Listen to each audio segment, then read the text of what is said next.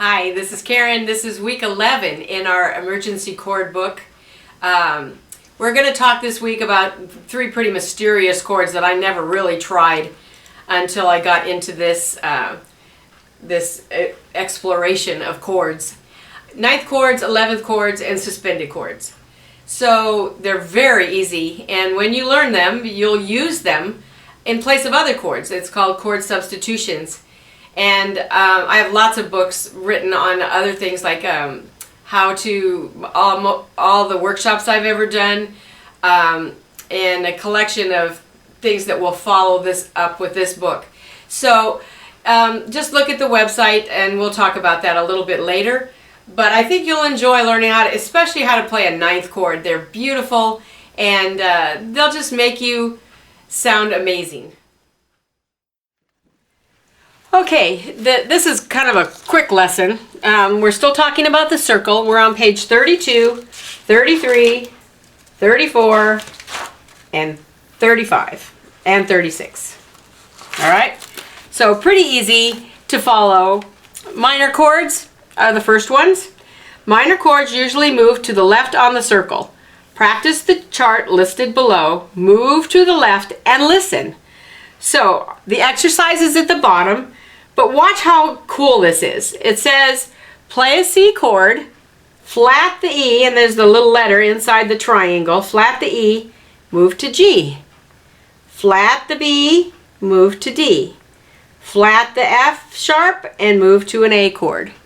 All right, so watch. And if you don't have the book, you really should get it because it's going to help you a lot.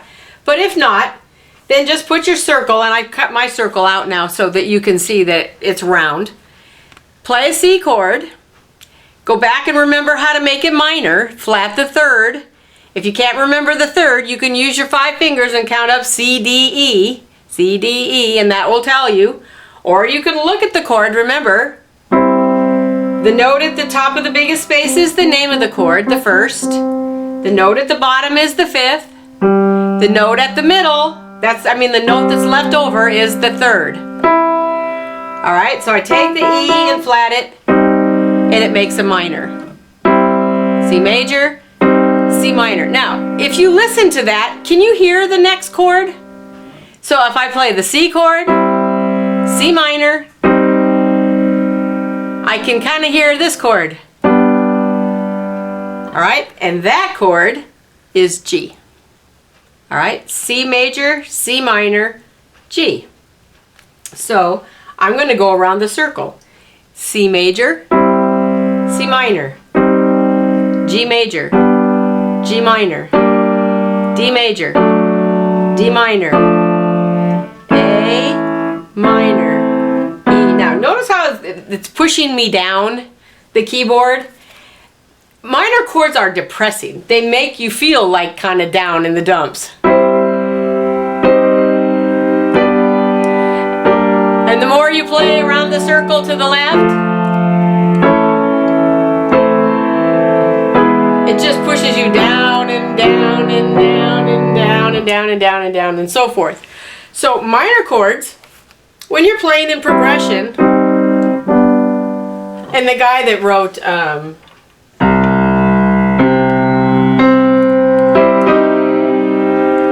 2001: A Space Odyssey probably was practicing some minor chords like that.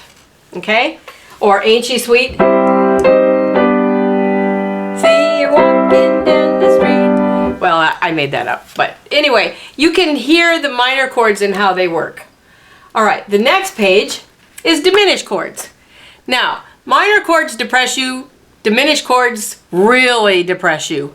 Because you're flatting both of the notes other than the root in the chord. So here's C chord, C diminished. All right, can you hear the next chord? Same as the minor. So diminished chords move to the left on the circle too, except they're easier. You play the C chord, you leave the C alone, and you flat everything. Okay, then G and G diminished, and D diminished, and A diminished. And you just keep going, and it moves down the keyboard too.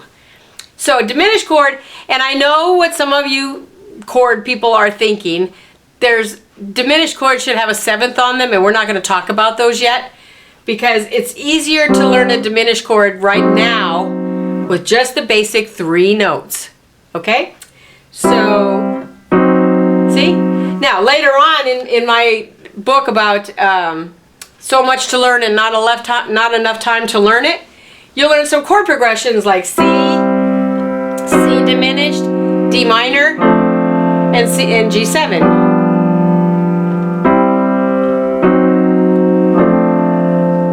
See? So once you learn kind of these exercises, you're going to start hearing chords and progressions from a lot of different songs.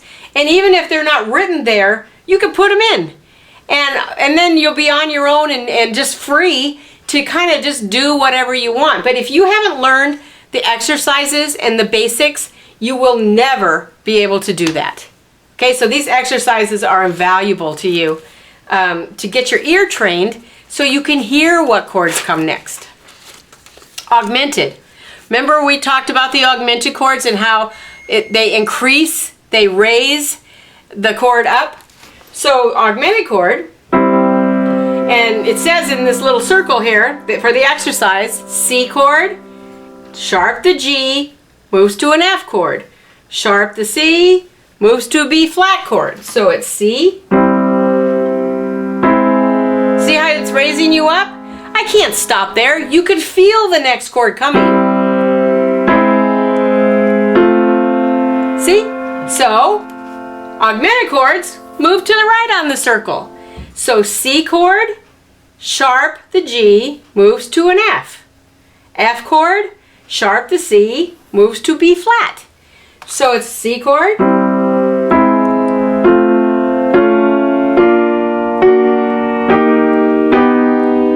See how it's moving me that way? It's lifting me up. It's augmenting me. I just made that up.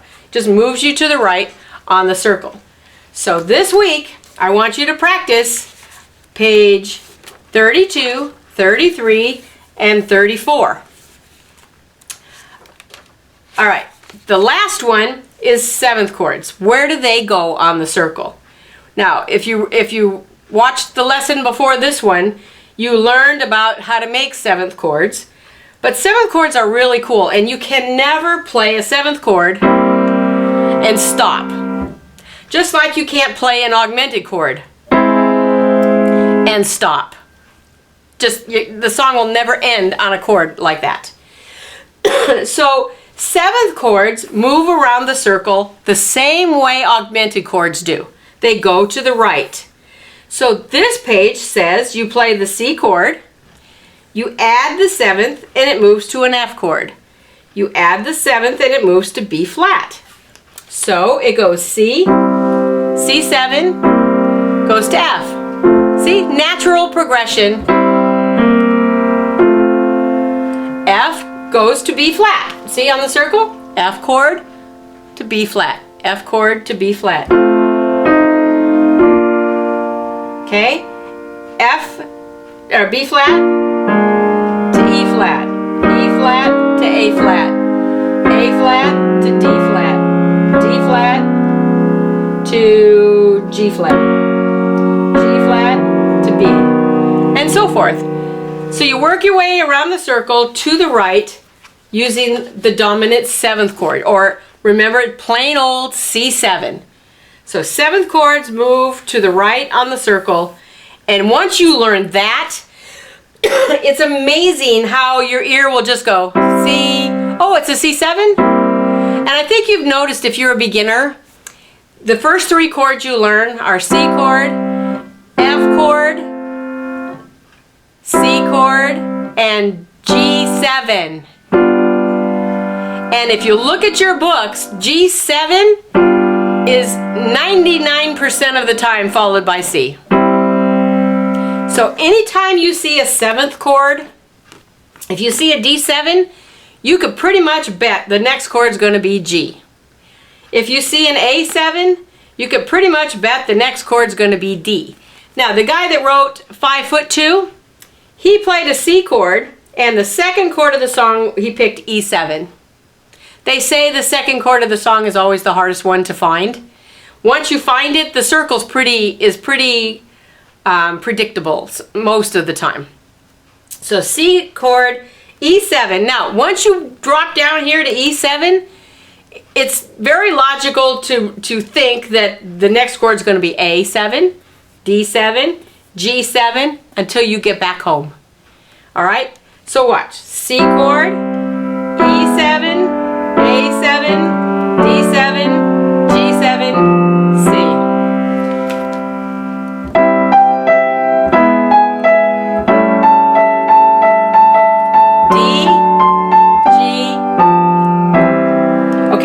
Now, here's a little trick. This is really cool. You can stretch if you see C7, don't play 4 notes all at the same time. Play the chord first, then add the 7th before you change to the next chord. So you can kind of stretch it out and it makes it kind of cool. So listen, instead of this, E7, A7, D7, G, back to C. All right, and then it does it again. So this time I'm going to play the C chord, and I'm going to play the E chord and add the 7th.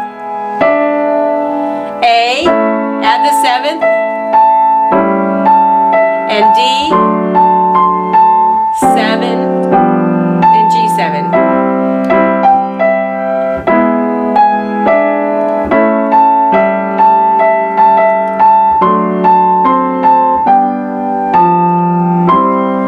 So you can kind of stretch it out and just play the 7th later. You can also walk to the 7th. See? And you can just take the long road. Play the major 7th in between.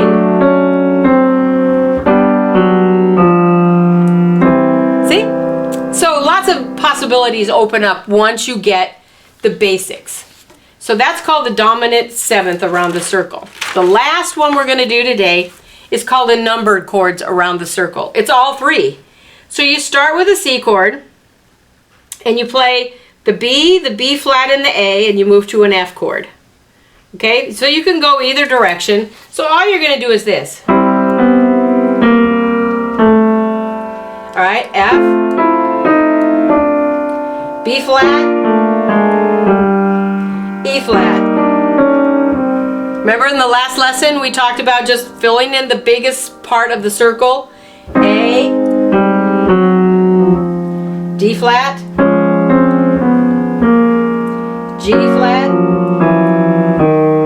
and again, I don't care what order you play them in, but it's just a really good exercise, and then you can turn around and go the other way if you want. But all of these exercises are headed towards a result. I learned from teaching people for 35, 40 years what is easy for them and what is not. And some people like to take the hard way and learn all the legitimate, tonic, subdominant, dominant, all the fancy words and the Roman numerals and where chords go by their fancy names. But I didn't learn like that. I really did learn the hard way, and I think most people that I'm talking to and listening to this really have the same problem I had. And hopefully you're getting the same excitement that I got when I learned how to, when someone told me how to cheat. And most of this came from ear players. I just picked their brains until they could explain to me what they were thinking, and then I could logically apply it to what I already knew. So I feel very fortunate to be able to share it with you. I hope it's helped you. And right now we are up to page 36. The next session we'll talk about 9th chords, 11th chords, suspended chords, and I don't know if you'll ever use them or if you'll ever want to. I like 9th chords, and if I see an 11th chord or a suspended chord, I at least know how to find them and how to play them. So we only have 3 more, or maybe 2 more sessions, and we'll finish this book. And I hope you've enjoyed it. I haven't been able to find any other books that explains chords like this as easily and methodically as hopefully I've explained it for you. So we'll see you next week, and we'll talk about those other 3 chords, and we'll go from there. Okay, we're almost done now with our series. So this week we talked about where the chords go and how they work in progression. Now keep in mind, chords, you don't learn a song with just one chord. They have to go somewhere. Sometimes they have to resolve to another chord. Sometimes they work in progression. You have to kind of train your ear to hear them. So when you play a chord, you can kind of almost guess what the next chord will be. Sometimes the melody will determine what the next chord will be. So, and when you learn to add a 7th, does it work? Does it go to the right? So I learned to play by ear through logic. I wasn't, at least I didn't think, when I was taking lessons, that I was able to ever put my music away and play by ear. If you've watched my play by ear series, which is also on YouTube, it will help you at this point very much. I think if you're watching this now and you watched the play by ear previously, it may not have sunk in like it's going to sink in now after we've done this. So go back and look at that. I have a play by ear book that's available on our website, www.sacramentomusicgroup.com. You can also click to get the PDFs on there. Our Facebook link is on there, and the link to our catalog to order my materials. So, and if you're having some questions about the scales and things that I talk about, and you don't have a foundation for your music, our next series is going to be this book. It's called Everything You Need to Know to Play the Piano or Keyboard. This book has everything in it about music theory, about counting, about time values, about scales and how they work, and key signatures, and fingering, and everything that you need to know to get another really good grasp on music and how it works. So between that book and this book, you should be able to cover just about every question you have to play the piano and the keyboard. This also comes separately. These are the videos that we did in a series for the Everything You Need to Know. I took a bunch of beginners and I taught them everything they needed to know to play. In a few weeks, I'm going to get my portable keyboard out, and we're going to do a lesson on how to set up your keyboards. So many people are out there now, they're not playing on pianos, they're playing on digital pianos with rhythms and all the fun things, but they don't know how to push the buttons. And if you're like me, I'm not much of an owner's manual reader. I want someone to show me. So we'll actually get my little keyboard out, and I will show you what buttons to push to have some fun now that you know how to play chords. So thank you for joining us, and we'll see you next week.